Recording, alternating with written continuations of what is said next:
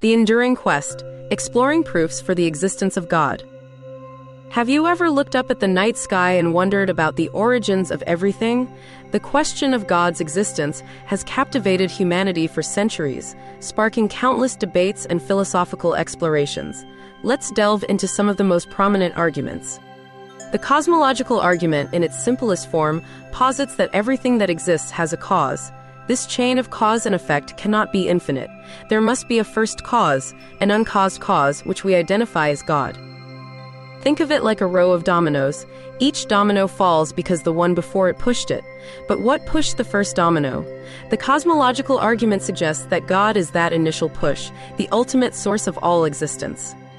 Different versions of this argument exist, from Aquinas' first way to the Kalam cosmological argument, each offering nuanced perspectives on the nature of causation and the necessity of a first cause. These arguments often grapple with the concept of infinity and the possibility of a self-caused entity. The teleological argument, also known as the argument from design, observes the intricate order and apparent purpose within the universe. It suggests that such complexity could not have arisen by chance, but must be the product of an intelligent designer. Consider the human eye, a marvel of biological engineering. Its intricate structure and precise function seem to point towards a deliberate design rather than a random occurrence. This is the core idea behind the teleological argument. William Paley's famous watchmaker analogy illustrates this point. If you found a watch on a beach, you wouldn't assume it arose naturally. You'd infer a watchmaker. Similarly, the complexity of the universe suggests a divine creator. The ontological argument, primarily associated with St. Anselm, takes a different approach. It argues that the very concept of God, as the greatest conceivable being, implies his existence.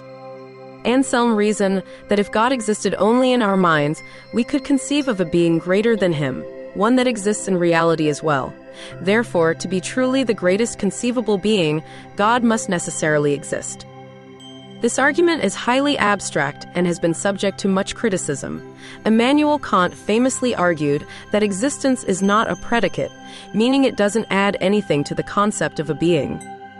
The moral argument suggests that the existence of objective moral values points to a divine source. If good and evil are more than just subjective opinions, then there must be a standard of morality that transcends human preferences. Where does our sense of right and wrong come from? The moral argument proposes that God is the foundation of morality, providing an objective standard against which we can judge our actions and the actions of others. Without God, morality becomes relative and arbitrary. Concepts like justice, compassion, and love lose their grounding. The moral argument suggests that God is the ultimate source of these values. Finally, experiential arguments focus on personal experiences of the divine. These arguments suggest that individuals can have direct encounters with God, providing evidence of his existence. These experiences can take many forms, from profound feelings of peace and connection to miraculous events.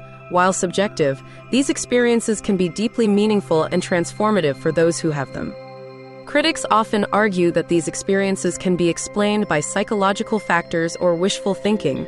However, for many believers, these experiences provide powerful and undeniable evidence of God's presence. The question of God's existence is a complex and multifaceted one. These arguments offer different perspectives on this enduring question, inviting us to engage in critical thinking and personal reflection. Whether you find these arguments compelling or not, exploring them can deepen your understanding of philosophy, theology, and the human quest for meaning. The journey of faith and reason is a lifelong pursuit. Now, we encourage you to delve deeper into these arguments. Read the works of philosophers like Aquinas, Paley, and Anselm. Discuss these ideas with others, and most importantly, reflect on your own beliefs and experiences.